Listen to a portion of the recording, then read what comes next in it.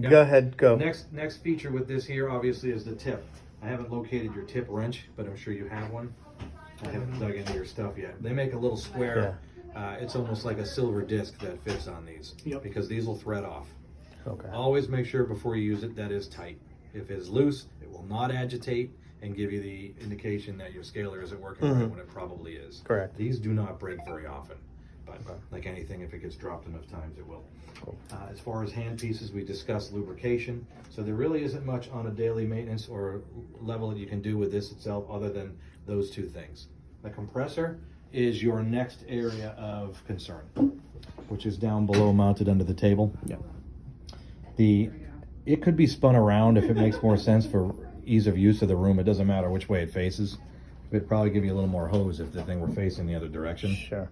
But on that side over where your regulators are, I'm going to show you. I've got to get in there. And do you have a small like rag or something? Right there. Hand towels. Will work perfectly. Just snatch one of these.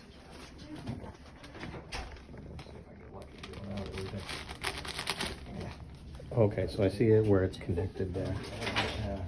I don't want to pull the whole ton out. No, or paper towel. So, on the side of your compressor, you have a regulator and a what's called a coalesced filter or air water separator filter. Okay. What a lot of people don't realize, on the bottom of both of these filters are little push buttons. And what they do when you have full pressure on the compressor, you just push up on it at the end of every day, hit the other one a few times, and any moisture that gets trapped in there will end up in here. There is also this thread down drain cock that's right here. Not a bad idea, and once in a while, unthread this, put a rag under it, and what that will do is it'll bleed some of the moisture out of the compressor tank. Okay.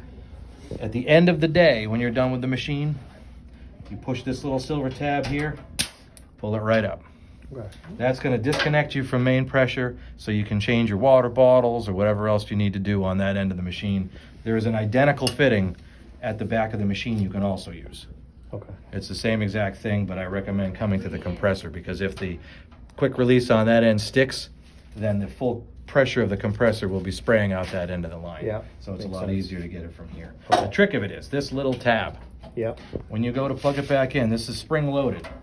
If you push it in and don't click that, or don't see this thing click right here, Make sure it clicks. this right here, that's got to click down and click, pull on it, because otherwise it'll shoot up and give you one of those scary kind of whishy noises.